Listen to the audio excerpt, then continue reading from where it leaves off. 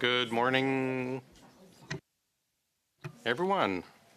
Welcome back to OGGO. I'll call this meeting to order. Welcome to meeting number 152 of the House of Commons Standing Committee on Government Operations and Estimates. Before we start, Mr. Baines, thanks for that. That was very, very nice. But I will also mention a couple days, it's my wife's birthday, and keeping in tradition of being cheap, as part of the Operations Committee, this is your birthday gift, dear. Anyways, we are resuming debate. We started a brand new speaking list on the debate at hand, which is the amended motion to have Mr. Clark for the 1 hour. I'm sorry, Ms. Cousy or Ms. Block? Mrs. Cousy, Mrs. Block, Mr. Lawrence, then I have Mr. Souza, and then I have Mrs. Atwin. And just, sorry, going forward, just very briefly, we had a meeting of all the committee chairs, and I think I can't recall if Mr. Cotto was with us, but it came up to an issue in another committee where speaking order wasn't perhaps communicated properly, and they went to a vote early. So what I will start doing is when I'm announcing, for example, Mrs. Cousy, I will say Mrs. Cousy, then the next person in line. So we'll always know at least where one more speaker is. If you do not hear me state there's a next person in line, you can assume that is the last person, and therefore, then and there, put your hand up. But it will start with Mrs. Cousy, then Mrs. Block.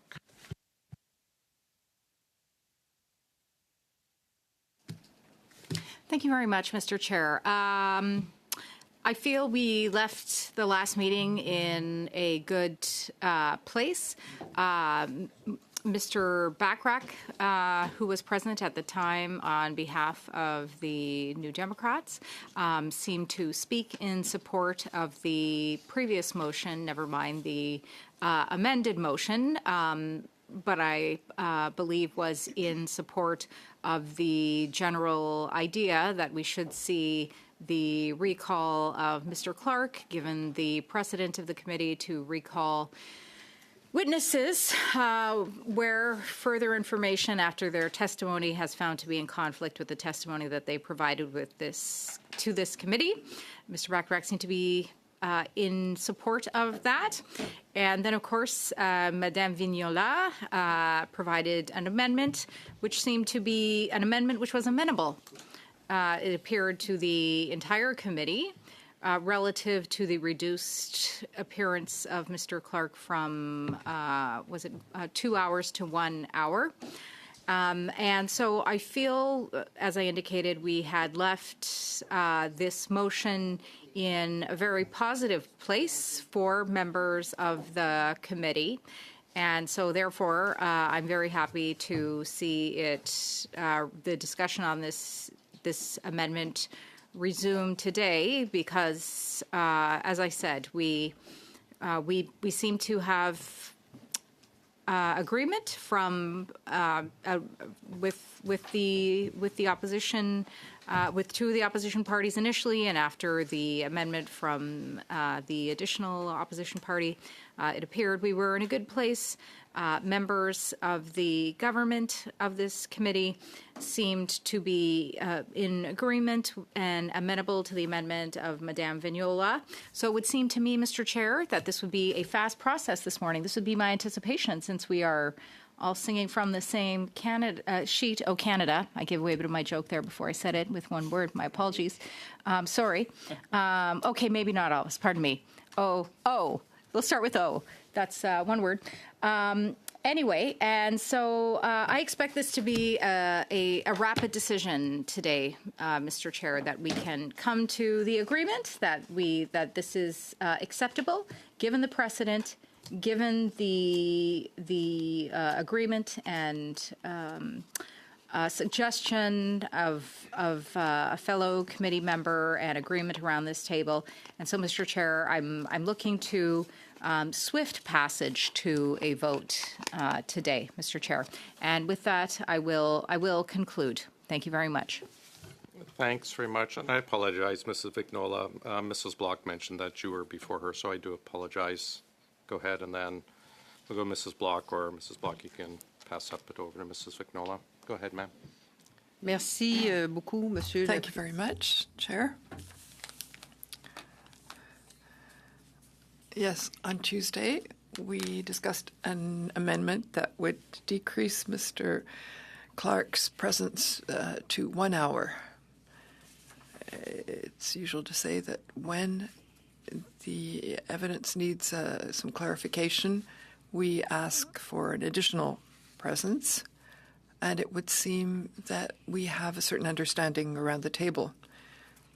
So I was trying to make sure that we had this agreement at the table this morning. I heard that it seems that Mr. Clark had or should or will, I don't know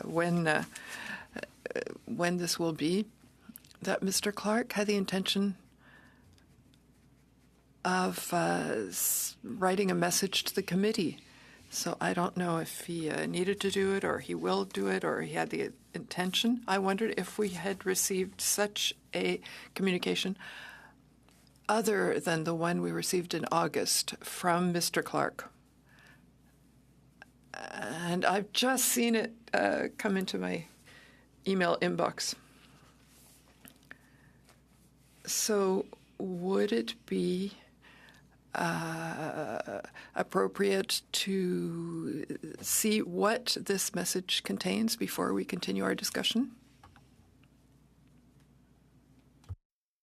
On parle de Monsieur Clark. We're talking about Mr. Clark, and we've just received a message. To the P9s now? Yeah, On peut prendre quelques instants pour. sorry, repeat it. On peut prendre quelques instants So pour la we lire. could take a few moments to read it. Could we take a few moments to read it? It's one page, I think, or 2 pages, so it's pretty quick. Letter, lettre, ça va.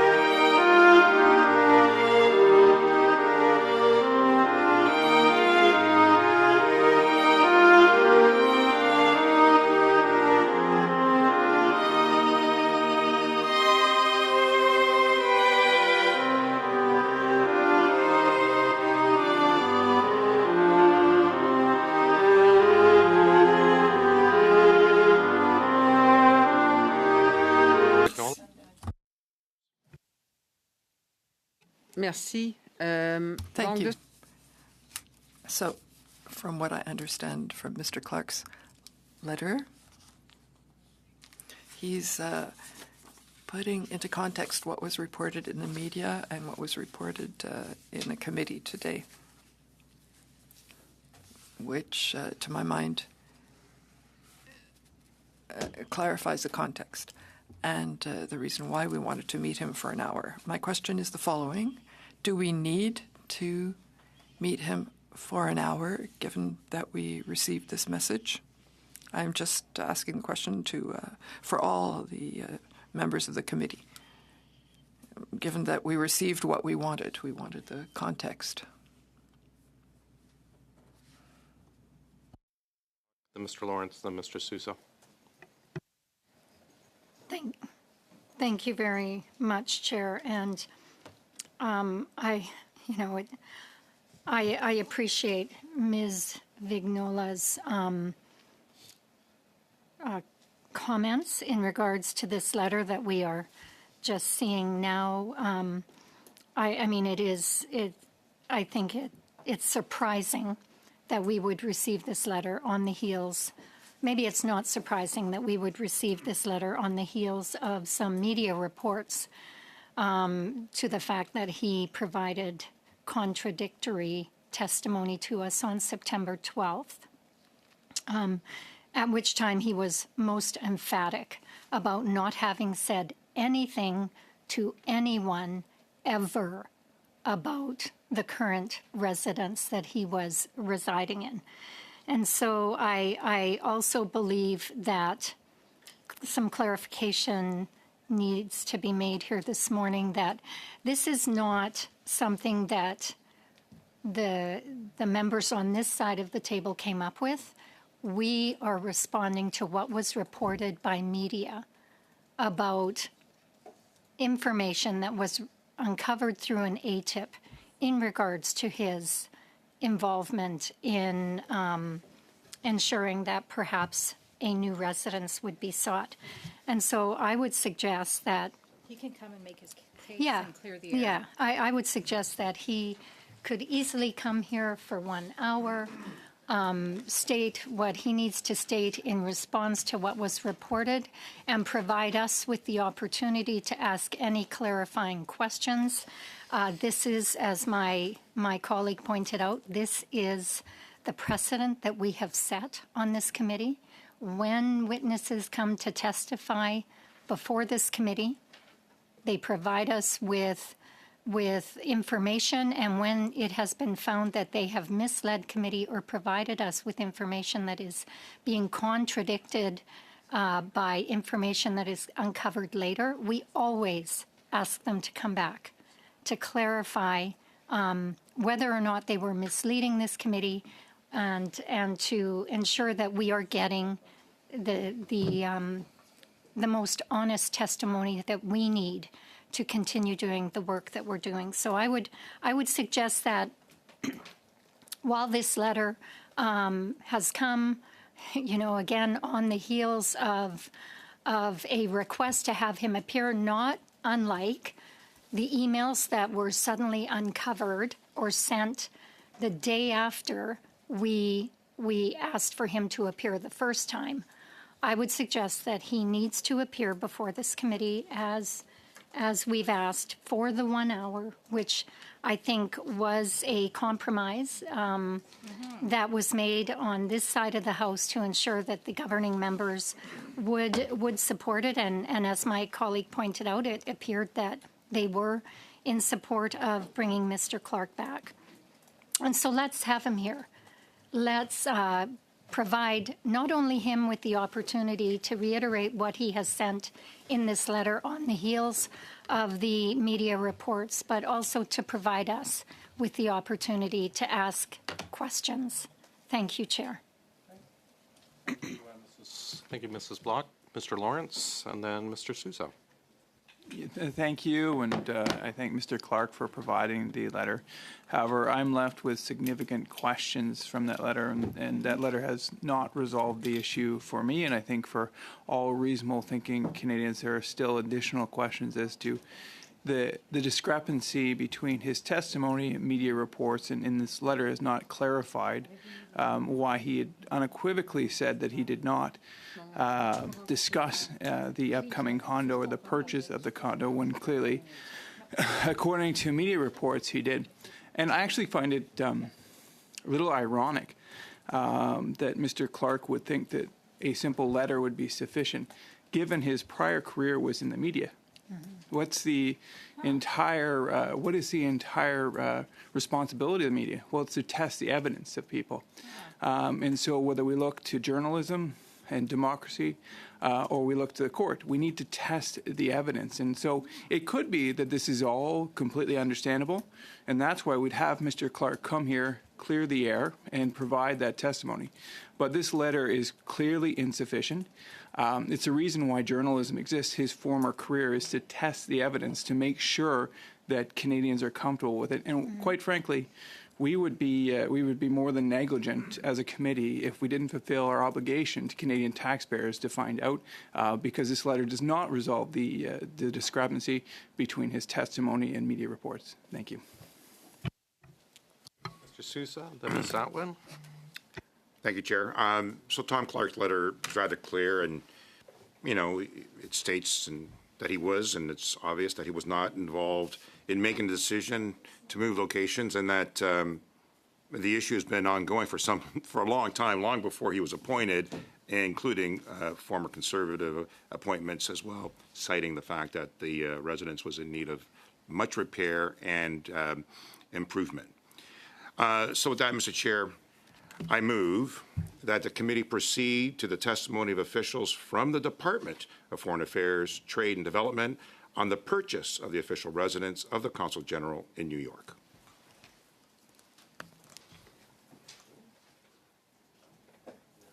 There's already a motion on the floor, so you can't move that motion. It's a dilatory motion, sir.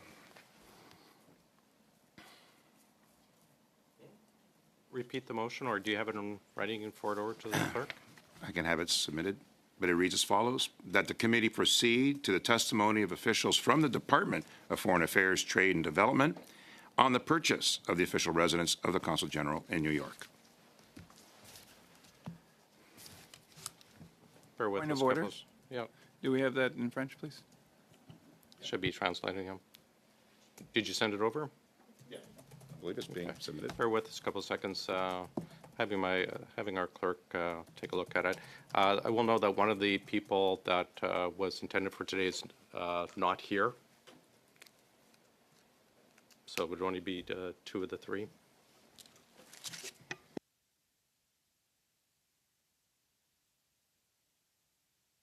Just bear with us a couple of seconds. We're seeking advisement.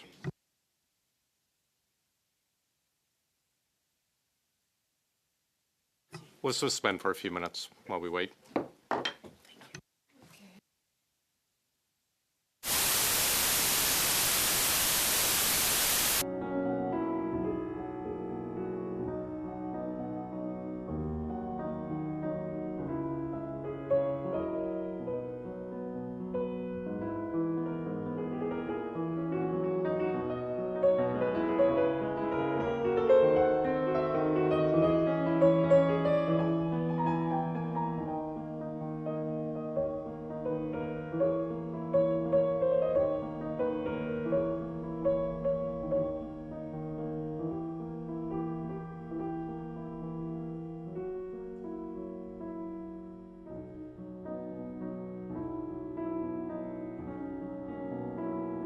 On the ruling for commentary from the clerk that it is dilatory, so we'll go ahead with the vote.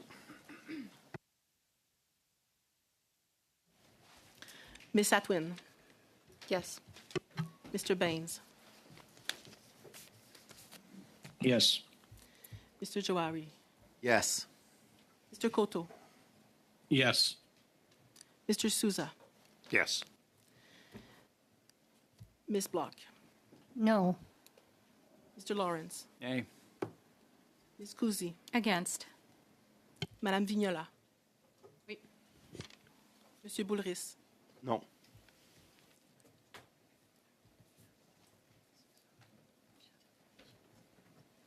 six yeas, 4 nays.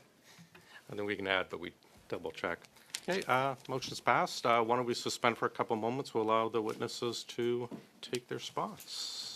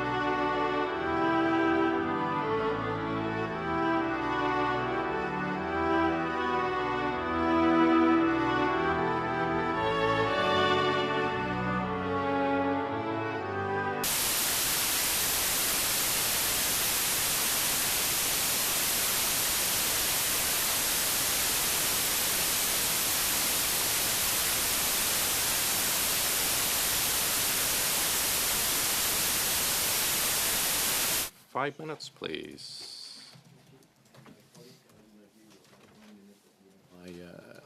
Then you can have 4 minutes. That's what I'm going to stick to.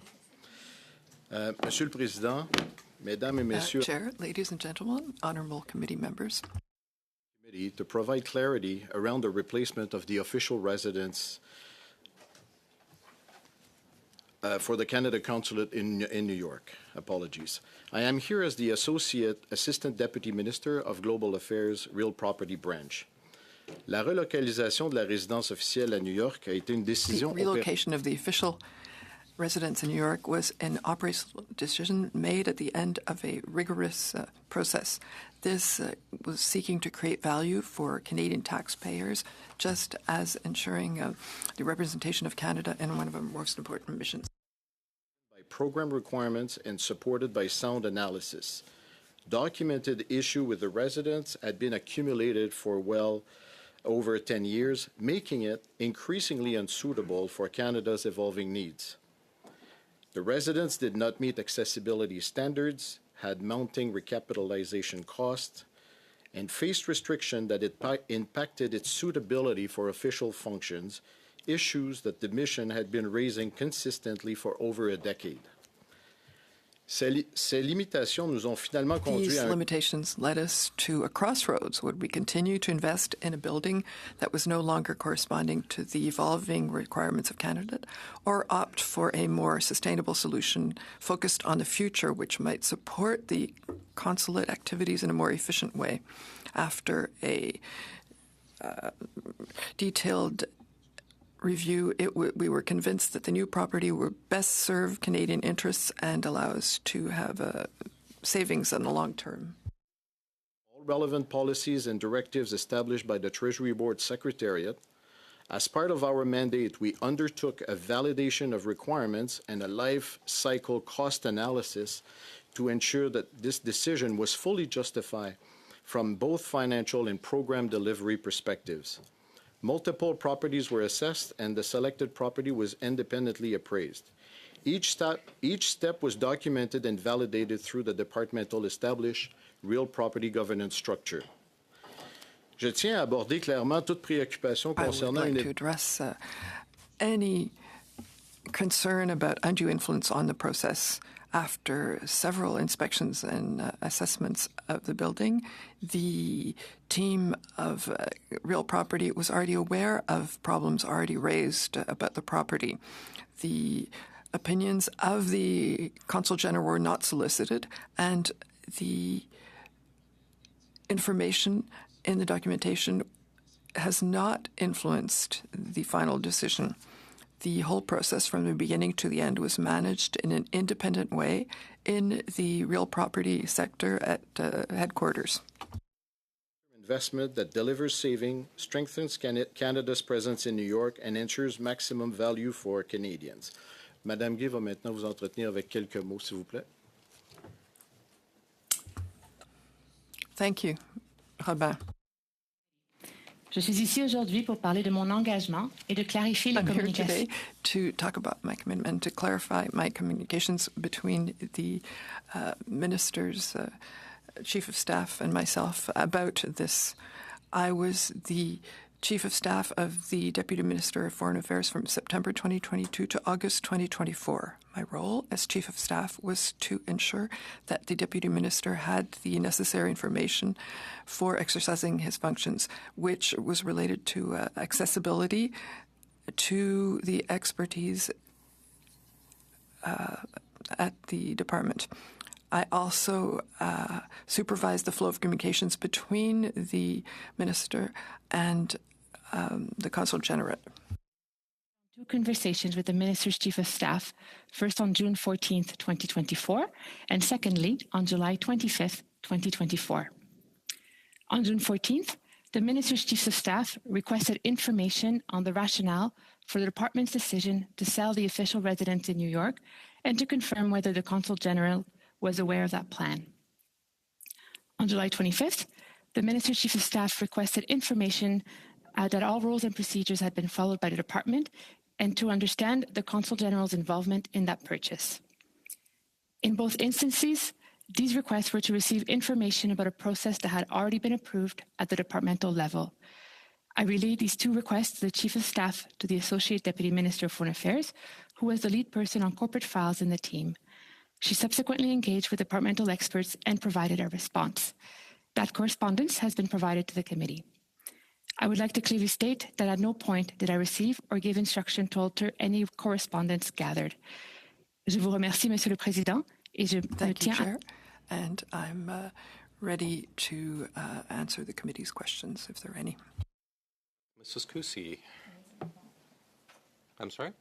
Thank you very much, Mr. Chair. Merci beaucoup à Timen pour être ici aujourd'hui Thank you to aussi. the witnesses who've come here today. And Robin, I'm glad to meet you after several years.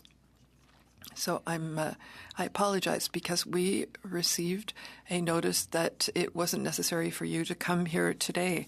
So my colleagues and I have just came here with the idea that we would have another type of meeting.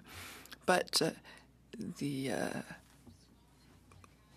plans, as is often the case here, were changed. And so, for this reason, I apologize. But also, I find it's normal here that plans change all the time, especially given the fact that we've just received correspondence from people who've already been witnesses earlier. We received it at the last minute during today's meeting, so it's not really a normal situation for us. But unfortunately, it's the case. To discuss the motion for Mr. Clark to return to the committee today, Mr. Chair. And again, I'm grateful for the witnesses for being here. I believe, unfortunately, at the misdirection of the government, but this is something that we're used to, and it's not a surprise to me. We've received correspondence at the last minute, and on the second occasion now, and I feel very sorry to take your time like this, because having been in the Ministry of Foreign Affairs and serve alongside at least one of these individuals, I know that their schedules are busy and certainly filled with matters beyond the Government Operations Committee. But nonetheless, here we are today, and we did arrive here today with the understanding that we were going to have the debate and the discussion on the issue of Mr. Clark returning. And so with that, Mr. Chair, I'm going to move another dilatory motion. And I will now read it into the record. Given the letter received today from Tom Clark, the committee hear from Tom Clark for 2 hours and not undertake any other business this 7th day of November 2024 until Tom Clark has addressed this committee. I think that we have just given that to the clerk. In French as well to the clerk. Yes, you will just receive it. Sorry, just sorry. Okay. Point of order. Mr. Sousa, is it on the line? Debatable? I don't believe it's dilatory. I'll let her finish it. Thank you. I had read it, given the letter received today from Tom Clark. I believe the issue, the witnesses are here today, Mr. Chair, to have the discussion around the purchase of the residence, which is inhabited by Mr. Clark. And we are, in fact, here today to find out more information about Mr. Clark's process, or pardon me, input into the process of purchasing this residence. I believe it's very relevant. As I said, given the letter received today from Tom Clark, the committee hear from Tom Clark for 2 hours and not undertake any other business this 7th day of November 2024 until Tom Clark has addressed the committee. And I will now, compte tenu de la lettre reçue aujourd'hui de Tom Clark. Given the letter we've received from Tom Clark, the committee heard Tom Clark for 2 hours, and that we don't conduct any other business on November 7th, 2024, until Tom Clark has spoken to the committee. It's a debatable matter at hand motion, it would seem. So I do believe that it is acceptable to submit at this time, Mr. Chair. And as I said, I have set it forward at this time. And again, I apologize to our witnesses, but this was the intention of this committee. It was stated on the notice of meeting, and for it to be changed at the last minute it's frankly it's not fair to these witnesses either, and I feel they were brought here disingenuously, and with everyone on the committee knowing that the intent was for us to debate this motion. Now, maybe it was the goodwill of the government that they thought, oh, we'll pass this quickly. Actually, no, I can't even say that, because it was brought forward to adjourn debate and move to them. They had the opportunity to pass this debate before moving on to the witnesses, but that didn't happen, Mr. Speaker. And so, as I said, I'm moving this motion, I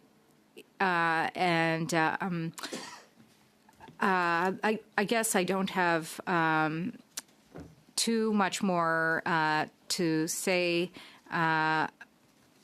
about it, except that it's unfortunate that this situation is happening. But here we are, and here I am talking about this, and for me as well, it's very embarrassing in front of my former colleague as well, and who may be my future colleagues. Once again, it's a possibility. I would love that. You never know, right? We all take these leaves of absence sometimes, and sometimes we have the opportunity to return. That would be great. It was a very satisfying half career that I had there, and I would love that opportunity to perhaps find myself as vice consul in Lagos or somewhere such as the place. And you never know, right? We have fascinating opportunities. Well, so maybe not the many earthquakes as was in San Salvador, but it could be a good time, no less, Mr. Chair. So. Do you mind if I interrupt? And perhaps we can suspend. We'll get it distributed properly, and then we'll get it translated and distributed, and then we'll go back to you, Mrs. Kusi. Thank you. Thanks. We'll just suspend till we can do that as we normally do.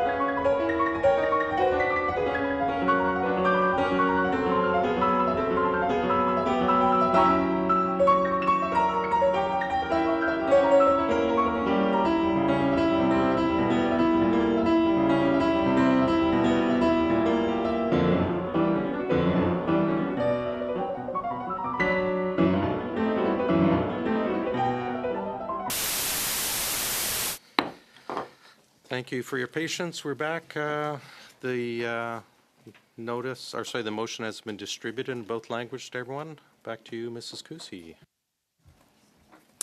Thank you very much, Mr. Chair.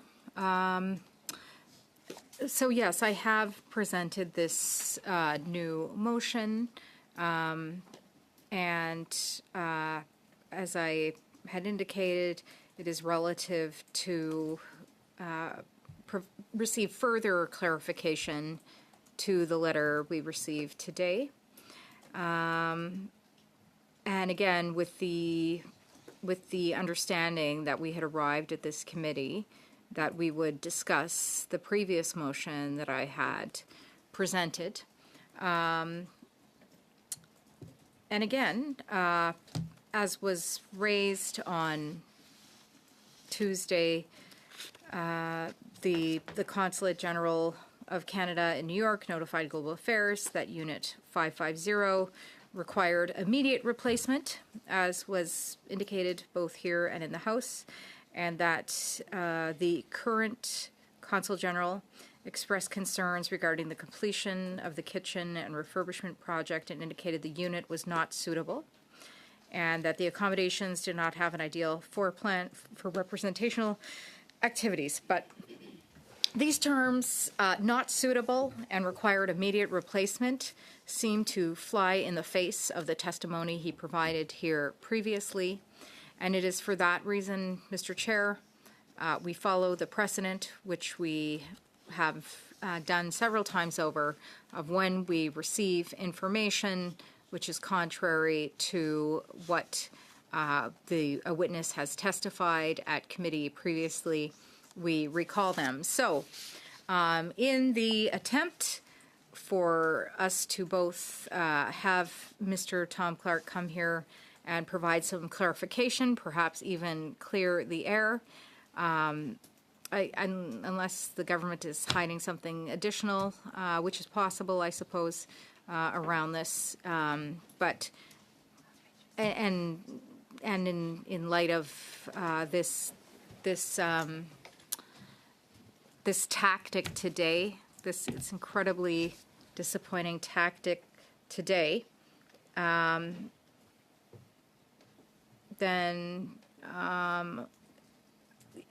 it seems to me that we should really resolve this as soon as possible to get this understanding that the majority of people on this committee would like to have a return of Mr. Clark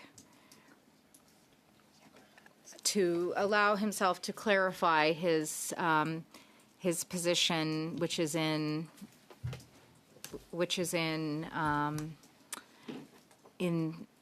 I believe in desire of this committee to understand. So, okay. So with that, I will rest my case, rest my voice, and conclude. Et terminé. Merci beaucoup. Thank you. Thanks, Mrs. Kusi. We will go to Mr. Jouari, then we have Mrs. Vignola. First of all, thank you, Mr. Chair, and I'd like to start by thanking the officials who were scheduled to be here today, and thank you for making the time and coming to the committee. Hopefully, we'll get to you guys soon. Our colleagues across, led by MP Kusi, are trying to portray an image that we, the committee, especially the government, had full knowledge of what the agenda of today's meeting was prior to coming to this. So let me start by saying, no, we did not. And we did not. Why? Because the amended notice of the meeting came today at 8:53 a.m. when we were told that we are switching from the agenda that was issued on Tuesday on Thursday at 8:53 p.m. So to the Canadian, especially to the media, who seems to be setting the agenda for this committee, It's not the fact. Yes, it is. Every time they go and report something, the next time we have the next meeting, we have something that they've said, and I'll come to that. So to the Canadians and to the media who's watching this, the original agenda of this meeting was to have witnesses, which we all had agreed on. The discussion on that motion was adjourned. There was a conversation being held among the parties trying to come to a solution. And that apparently is now on hold. So that's number one. We were led during Tuesday, during Wednesday, and up to 8:53 a.m. this morning, we're led to believe that we were going to have a meeting calling officials. So our team was prepared. Our team is prepared. I'm glad they're here because we want to get to this and we want to get to the bottom of this. Okay, now, what we are hearing is that this email from Mr. Clark was sent as a response, and it was driven by the fact that this committee all of a sudden amended its agenda at 8:53 a.m. this morning, deciding to send this letter. So basically what we are trying to tell Canadians that Mr. Clark were sitting and watching our committee and 8:53 see a change of notice of the meeting and said, let me start writing this letter. Okay? So we received that letter. That letter was supposed to further clarify, so it didn't have anything to do with this meeting. And therefore, I just want to make sure that everybody understands the original agenda, the agenda that we're hoping to get today very quickly, is on asking very clarifying questions from the officials who are here. And the letter that was sent from Mr. Tom Clark does not have anything to do or any relevance to the motion that was now, or the notice of the meeting that was amended at 8:53. Okay, I got a bunch of other stuff to say, but I'm going to choose not to because I'm hoping to get to the officials. Thank you. Thanks. I have Mrs. Vignola, then I have Mr. Lawrence. Merci beaucoup, Monsieur le Président. Thank you very much, Chair. Yes, very early this morning. Well, no. Most of us get up earlier than that, generally speaking, but we received the cancellation of the witnesses' presence at 8:53, 8:54 this morning. I had been ready. I spent the evening preparing for this because I read everything. And I was reading the evidence from former meetings to be prepared, so I prepared for several hours. And I had a fascinating reading of the stories since last August 20th. I also understand the need to meet Mr. Clark, and to that effect, I will propose an amendment which I hope will satisfy both sides of the table, being that thanks to the motion, we will reach an agreement as responsible adults deserving our functions of the presence of Mr. Clark for an hour, just as we listened to these witnesses. And I'm convinced that I haven't been the only one to prepare for this committee meeting. We don't prepare between 9 and 11 a.m. usually, so I'm convinced that my colleagues are all prepared. So here is the amendment that I would propose. It was distributed to the clerk. I hope that the translation I did will be adequate. So, notice of motion. Given the letter received today from Tom Clark, the committee, I'm sorry, I forgot to remove an error. So, the committee, there should be an accent in what I sent the brief, would hear Tom Clark for 1 hour, and that after his appearance, the committee we'll ask the analyst to begin to write the report related to the study so that this report can be tabled at the House of Commons as early as possible. And that, according to Standing Order 109, that the committee ask for an answer from the government. And finally, that the committee hear the witnesses that it was to receive before the cancellation at 8:53 this morning, November 7th, 2024. So I'm trying with this motion to have the possibility of hearing our witnesses, which was expected, to be able to get more information on the issues that we wanted to discuss with these witnesses. At the same time, having the possibility of meeting Mr. Clark for an hour, as we heard previously. And in order to be able to present the report as soon as possible. So I'm trying to cut the apple, the pear, the melon, whatever fruit you want, in half so that everyone here around the table might be satisfied. I know that hell is paved with good intentions, and sometimes good intentions don't fall on deaf ears, but I hope that at this point the ears are open and the minds are open as well. We are usually quite collaborative at this OGGO committee, and I hope that this will continue today. So I will rest my case now. I won't go any further in my arguments so that we could vote on this as quickly as possible. Thank you. Sending it to the clerk. We haven't received it yet.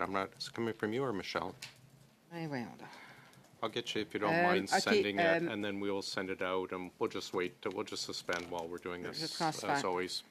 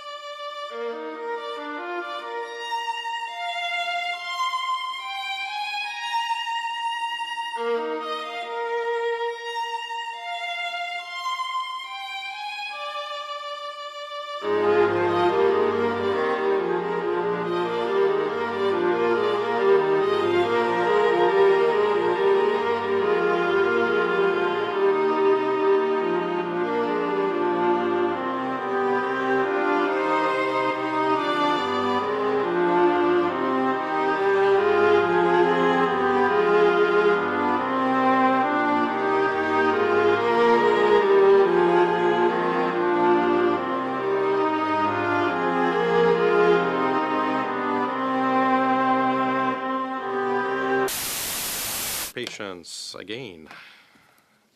We'll start with Mr. Lawrence on the amendment, please. Thank you very much, Mr. Chair. I would like to make a small friendly amendment. I know technically friendly doesn't exist in the Green Book, but I'm hoping it is of that nature. And so I'll read the entire motion, and then I'll just highlight the amendment. Or sub-amendment, I should say. Given the letter today, or given the letter received today from Tom Clark with the committee, the committee here from Tom Clark for 1 hour, and then this is the friendly sub-amendment, within 21 days, and that after his appearing, the committee asks the clerk to begin to write a report, and it just goes on there. So our addition is, for clarity, is to just put a timeline. We believe it's more than reasonable to get 1 hour, I would assume likely virtual, from Mr. Clark within 21 days. All right, do you wish to speak on the 21 days, Mrs. Vignola, or a different issue? Je voulais simplement dire que I simply wanted to say that I accept the friendly amendment of Mr. Lawrence. And Mr. Lawrence, we're always friendly. So we have, oh, I see, you see, for it, just the change for 21 days. Are we fine with that, colleagues? Now on to the motion itself as amended. Do we need to read in one more time? We're agreed? So agreed. Thank you, Mrs. Vignola, for your Pearson-esque work with us today. And it's timely because I'm reading the book The Duel. There's Diefenbaker and Mr. Pearson, so it's good timing. We are now back to our regular order, and we had Mrs. Kusi has done her time. Now we're on Mr. Jouari, please. Thank you, Mr. Chair, and thank you to the witnesses, finally. Okay, in the anticipation that we're going to have this meeting started about an hour earlier, I wanted to go and start asking the officials. So I had an opportunity to go back to the document that Politica put out called Ottawa Playbook, and I go to the section that says, home sweet home, and I'm quoting, home sweet home, both the Consul General in New York, Tom Clark, and his office raised concern about his official residence in Manhattan prior to Canada buying new $9 million luxury condo documents obtained through access to information laws shows. But the spokesperson for Global Affairs Canada tells Playbook that the input did not influence the final decision to relocate. And I also want to, because my colleague MP Backrack brought a point that in one of the previous, when Mr. Tom Clark was here, I asked specifically the question that did you at any time talk to anyone regarding a desire for relocation? And Mr. Tom Clark said never. And then I followed up with, did anyone talk to you about the need for the move at any time prior or at any level? And then Mr. Tom Clark said, I was aware as the head of the mission that there were discussions going on with the property division. I was not part of those discussions. I did not involve myself in them in any sort of way. So I personally asked the question from Mr. Clark. These are the inserts from the or extract from the Blues note, and now we have Politica based on access to information. They have drawn a conclusion. Can you help clarify? Yes, I can certainly bring some clarity to the matter. Well, ultimately, a head of mission expressing a view about a property does not necessarily influence the process, and I will explain you why. We have a very robust process by which we capture all of the needs and the requirements from various sources. That would include consulting with the mission and the mission staff on the ground, and then we receive input, and all of that is compile in a document that is called a statement of investment requirement. It's a very sophisticated document in which we put all of the requirements in. And then that document is used and to go to governance, and then the governance look at the requirements and then apply the standards that we have as per our manual. So all of this process is very regulated, and it has like very robust governance looking at it. In the course of doing this, we have asked the mission their views. We didn't ask the Consul General directly his views. He didn't engage with us to give us his views directly. But in the documents, somebody has quoted an opinion that he may have shared at the mission with his staff.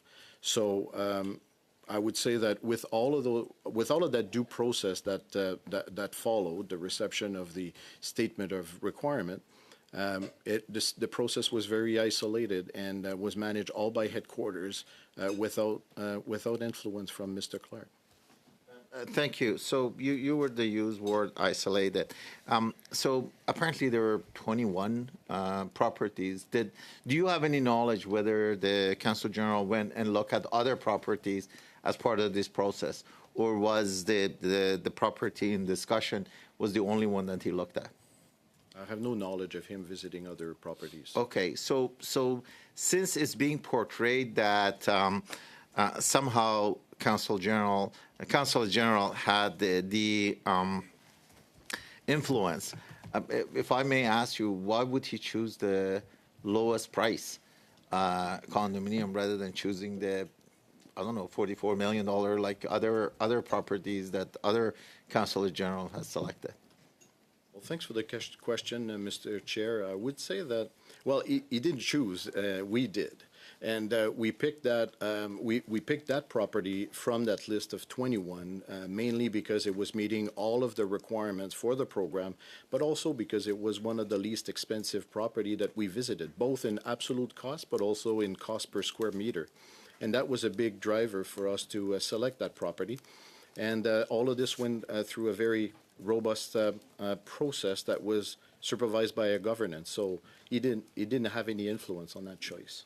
If the Consul General had come back and said, "I don't want to move to this property," can he say, "I don't want to move to that property"?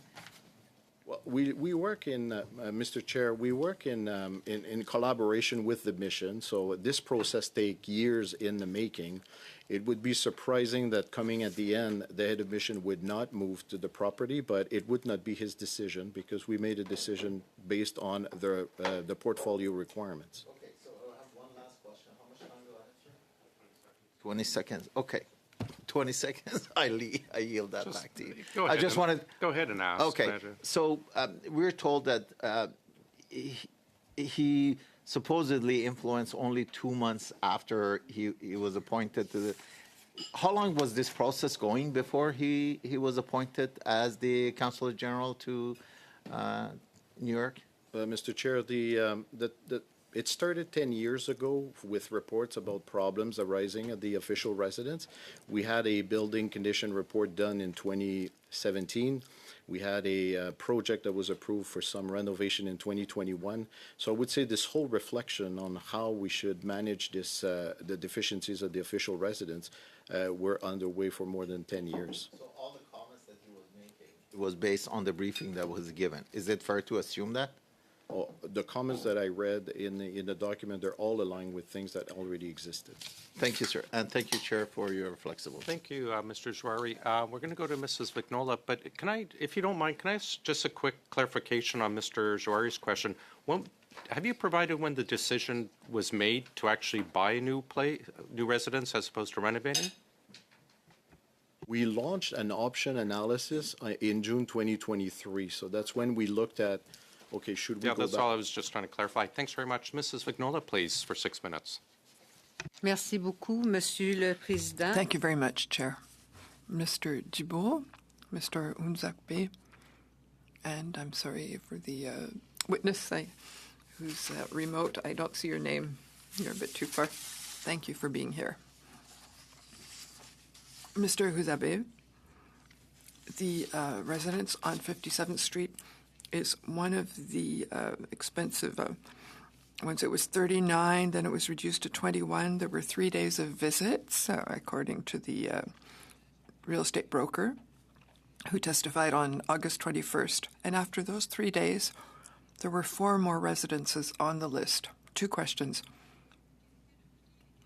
What were the prices and characteristics of those residences?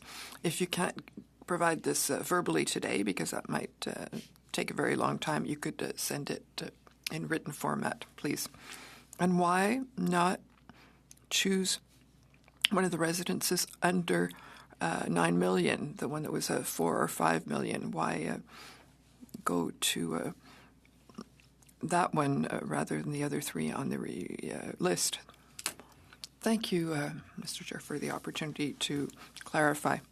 Every time we look at properties, we look at 2 things. One is cost, and the other are the advantages.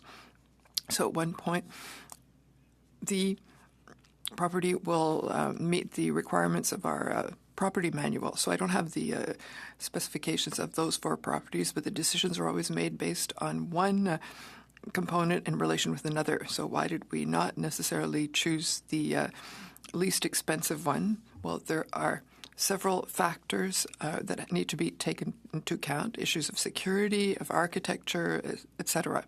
So that's why the cost is not the only determinative factor in the choice of property. Thank you.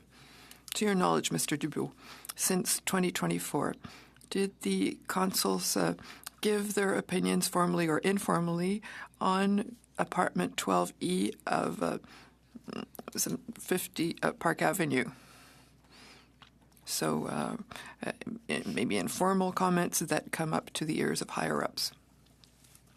Mr. Chair, since 2024, I couldn't remember because I assumed this position in 2022.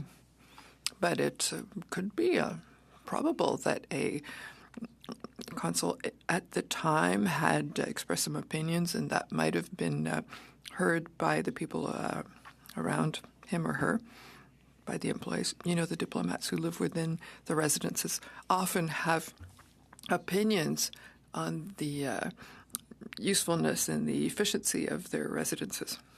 Thank you. The apartment belongs to the Canadian government, not to the consul. That's right. When a new consul is appointed, what is their influence on the contents of the apartment? Is there a choice? And they say, well, no, this is the apartment, and you just put up with what's there. And can the consul say, well, I'd prefer another painting or something else? Does the consul have anything to say when they take up residence? They would not have a choice. Normally, the official residence is assigned to the ambassador with the content, and they have to accept the contents. Thank you very much. We talked about the condition of apartment 12E of 550 Park Avenue. We talked about $2.6 million that have been necessary for the renovation. From what I've heard, that was just the beginning. I'm the happy owner of a house that's more than 100 years old. Well, when you start renovating, strangely, there are all kinds of other renovations needed in addition. So we're talking about hot water.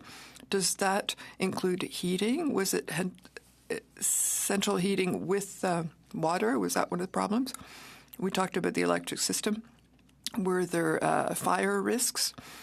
Did that apartment have water coming into it, problems in the ground? What were the problems at 12E 550 Part Avenue?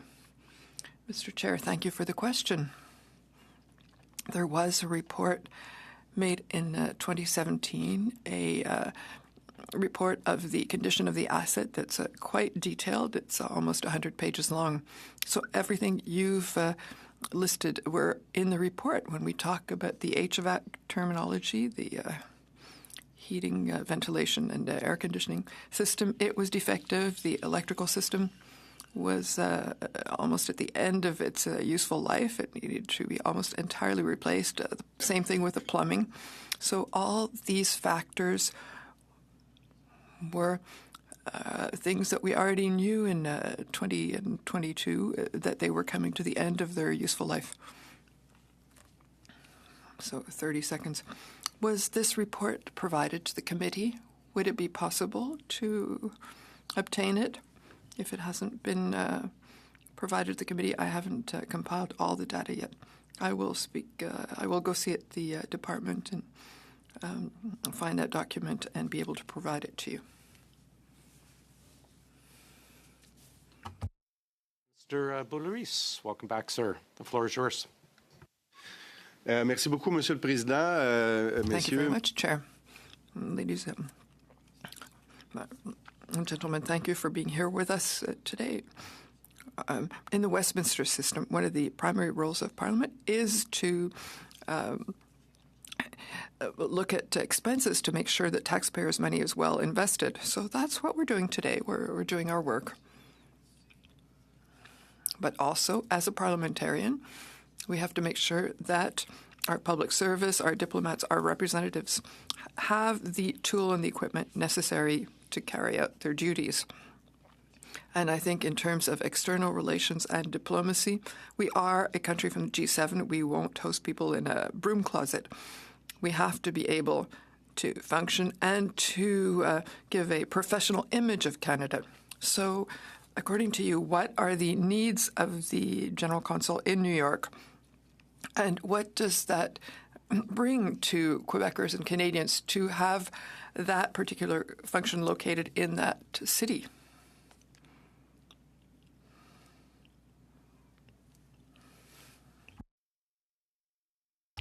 Mr. Chair, I will talk about the tool, and in order to talk about the value of the work made by the Consul General, I'm slightly less well positioned to speak about it, because I know we had the Consul General and assistant and another group who were able to speak about it.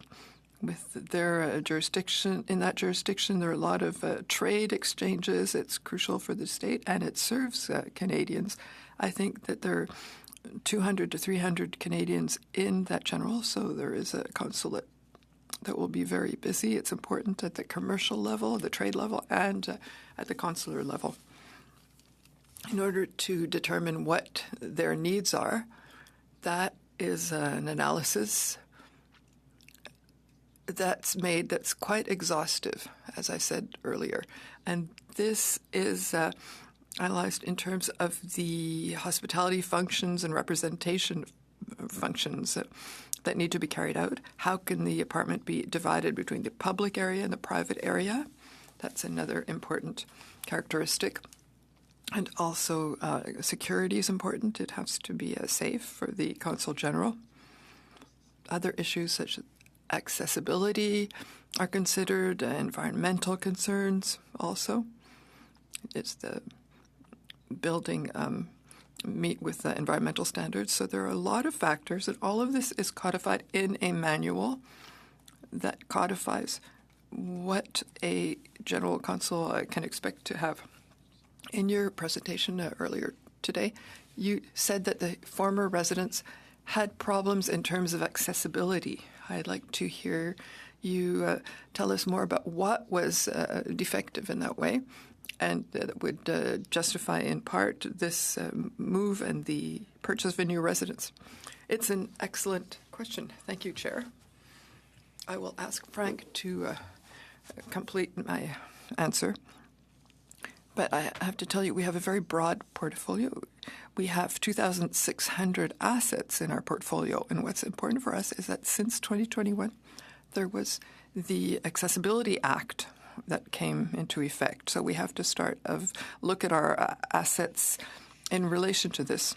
And when we evaluated the apartment at 12E 550 Park Avenue, it did not meet these standards. Frank, maybe you could tell us what was not or what was problematic. There were two things that were problematic in terms of accessibility. So these rules were brought into effect in 2021. The first one is accessibility in the unit and the fact that there were several steps required to accede to the unit. So it's a kind of problem that a renovation project could not have really solved. The other problem were the toilets or the bathrooms for visitors were not accessible for wheelchairs. So that would have required reconfiguring a space, which would have been very costly, and it was one of the factors that brought us to the decision of moving. And the purchase of that new residence becomes an asset for the federal government that can, at some point, be resold on the market after its useful lifetime. So what is the expected life expectancy of such a residence? Is it 5 or 10 years? Do we have standards in terms of sale and purchase of our assets? So you're asking about the useful lifespan of a building. The last one was in our possession for more than 60 years. In the real estate world, we think about 60 to 80 years as being the useful lifespan of a building. The one we've bought is at year 1 because it's just been renovated. So it's in very good state for the next 50 to 60 years. Perfect.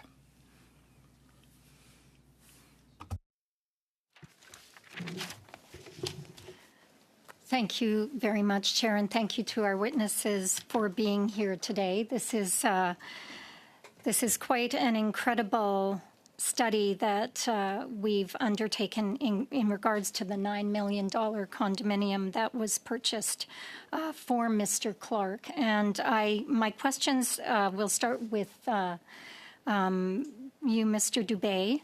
Ms. Nicholson said that she was given the information contained in the 2 emails sent to the minister's office by members of your team. This information stated that Tom Clark was instrumental in the process of the purchase of the new official residence. Which one of you was responsible for sending her the information that was used in her memos? Thank you for the question. Responding to our Chief of Staff of Deputy Ministers is always a priority. We strive to provide the information very quickly and as detailed as possible. The way it works is it's a collective effort. In the case of the first question that we received on June 14th, we undertook, Mr. Uzangbe and myself, to produce the information that was required, and I have relayed it to Ms. Nicholson myself. Okay, thank you. So we had a report in Politico which stated that that concerns were raised 2 months after Clark's appointment. The Consulate General of Canada in New York notified Global Affairs that the unit at 550 Park Avenue, the official residence since 1961, was, and I quote, not suitable for hosting or for living and required immediate replacement. This is what documents show. Also, the current Consulate General New York head of mission expressed concerns regarding the completion of the kitchen and refurbishment project and indicated the unit was not suitable to be the Consulate General New York accommodations, and it does not have an ideal floor plan for Consulate General New York representational activities. Also, these documents are from May 2023, and that's what has been reported. Your testimony here this morning is somewhat contradictory to the documents that have been ATIP'd from Global Affairs Canada. So who in your department received this information? Mr. Chair, this is happy to bring some clarity. As I explained, the statement of investment requirement is a document that is done by a lot of subject matter experts. It is led by the real property team in headquarters.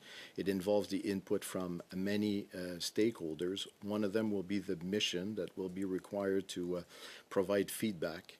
And in providing that feedback, what you have quoted there has been captured inside of the statement of requirement and has been put inside of the document as the mission feedback to assess their requirements.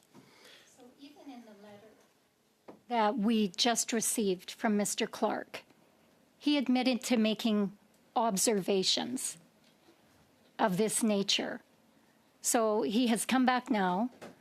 After we've put forward a motion to have him appear before committee, we've received a letter where he now is saying, I made certain observations about the unsuitability of the accommodations, and what you're suggesting is that none of this reflects any of the concerns that he raised with Global Affairs Canada. Is that what you're asserting?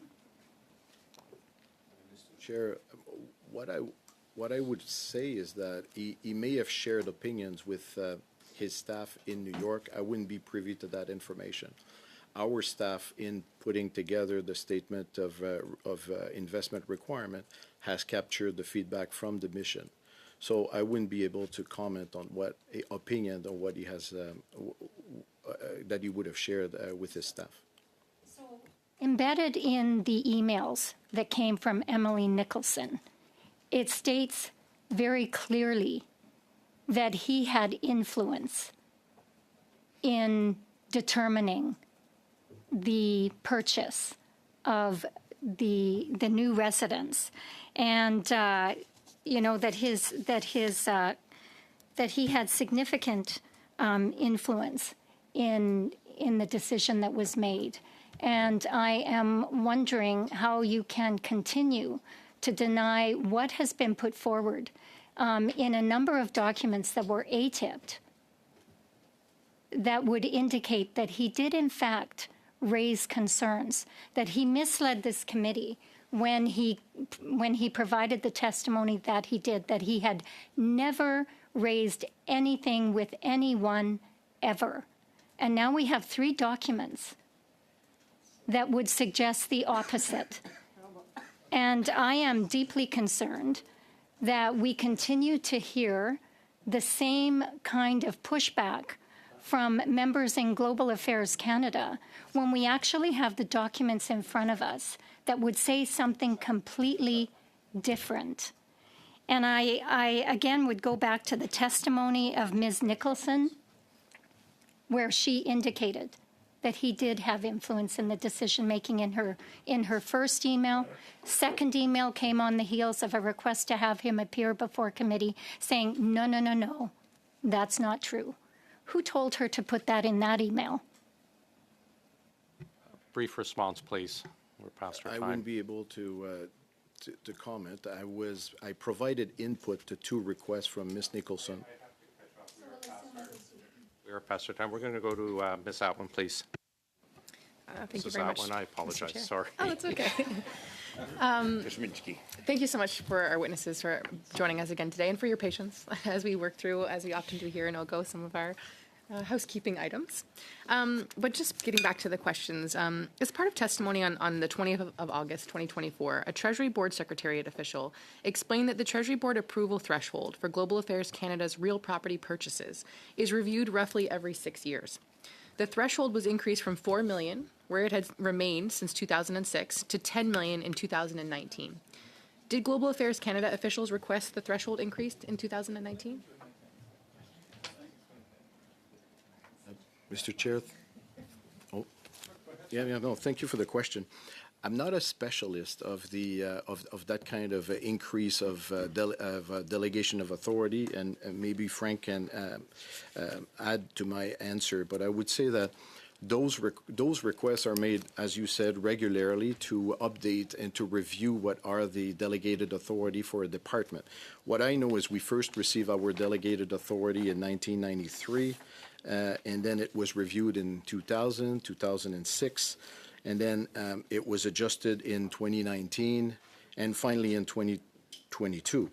It started at 3 million, and then it went up to 4 million, and then ultimately in 2022 was increased to 10 million. Sorry, for the purchase of official residences. And what I understand from the process is there's a thorough analysis that is done inside of a Treasury Board submission to describe how the markets for this kind of asset evolves. And I believe that from what I read, there was like 23 different markets that were studied. And the result of that study showed that the average cost for a building that would be in the category of an official residence would be around 9.5 million, and therefore explaining why I assume the Treasury Board gave us that authority up to 10 million. Thank you very much. And so, given Global Affairs Canada purchased a property in Manhattan, one of the world's costliest real estate markets, for under that 10 million threshold, can you offer reflections on the appropriateness of this threshold for this and other official residences? Well, thank you. Thank you for the question. Mr. Chair, I would say that what we have observed post-pandemic is a sharp increase in the cost of the real property, either in the purchases or any kind of projects. So the kind of houses or the kind of apartments, especially in a market like New York, where that is one of the most expensive markets in the world, gives enough flexibility for the department to be able to do transactions that are not complex and that can bring good assets into our portfolio. So my reflections are that, a $10 million in 2024 is probably adequate for the kind of business we're doing. Thank you. And questions have been raised regarding the timing of this transaction in relation to Mr. Clark's appointment in February of 2023. Can you clarify? Yeah, absolutely.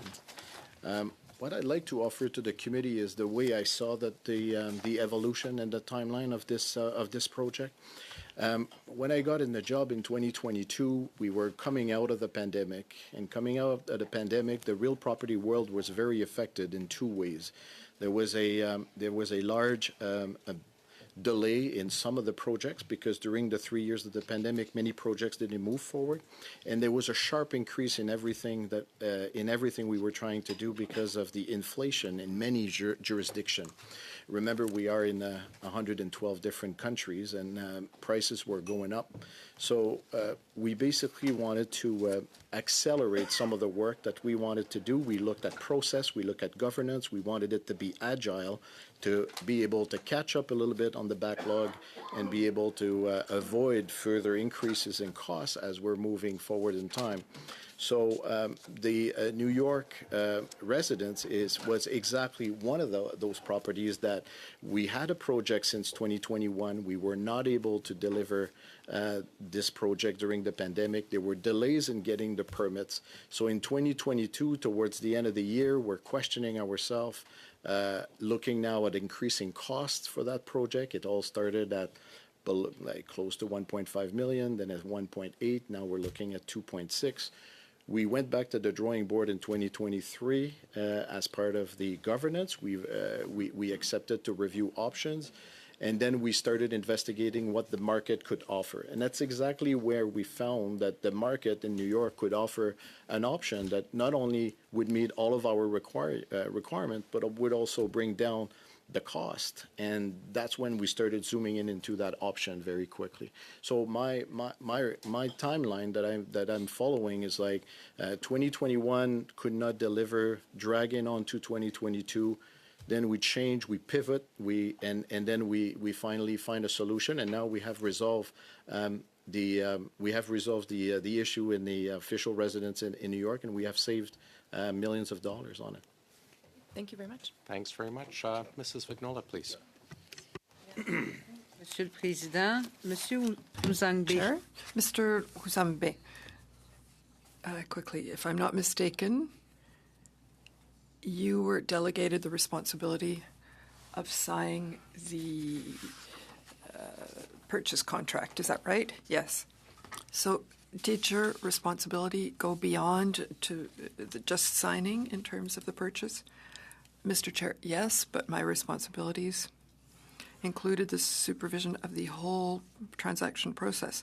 I was also chair of the governance committee as well, which monitored determining the needs and analysis, and finally the decision. Yes, the analysis of the transaction followed my delegation of powers.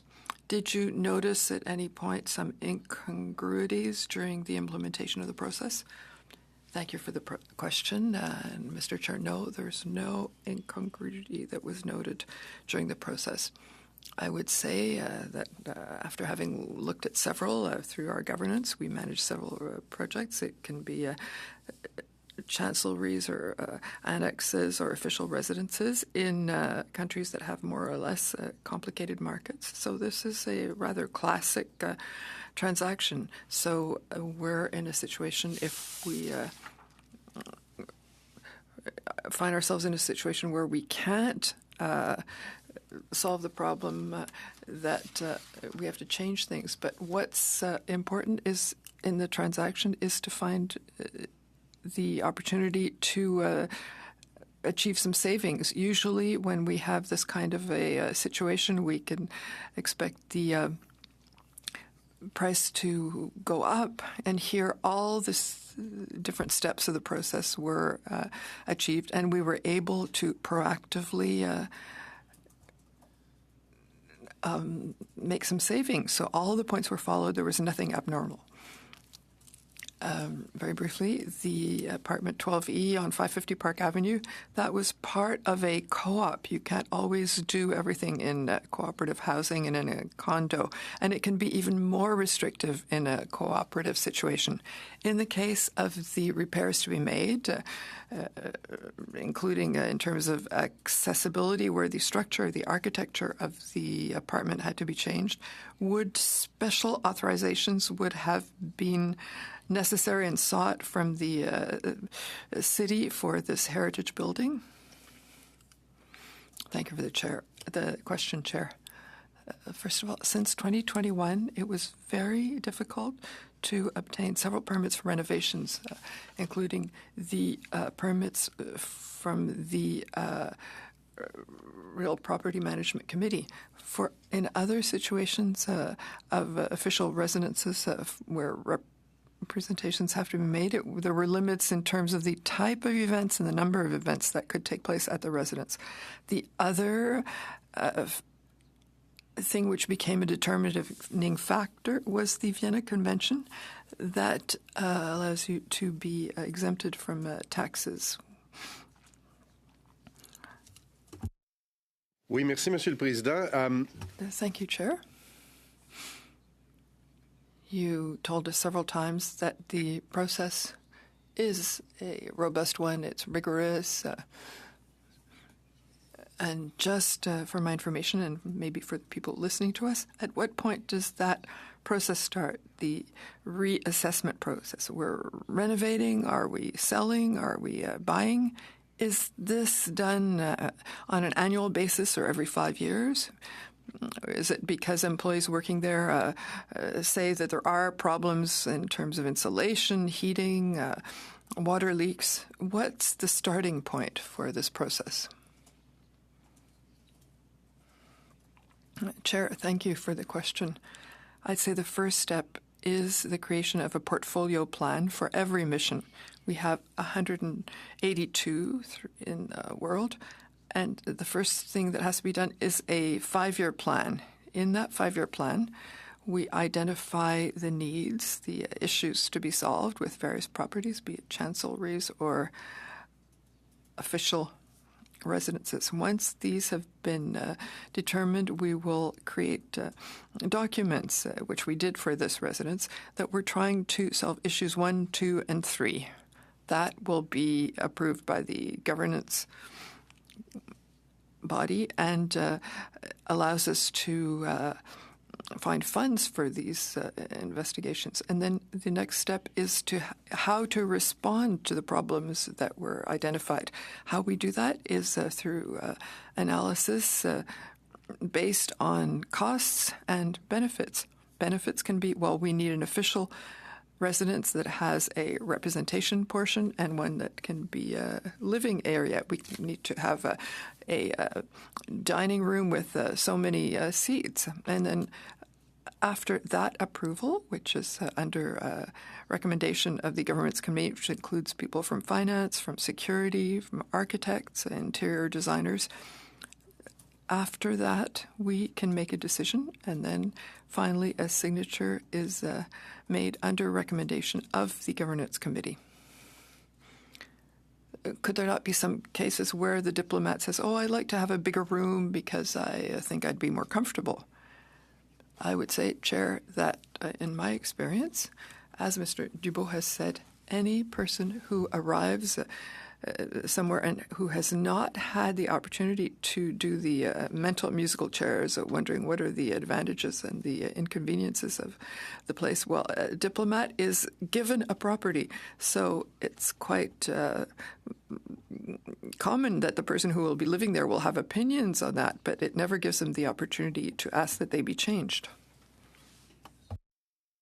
And then, Mr. Sousa, we just have a bridge 2.5-minute rounds, please.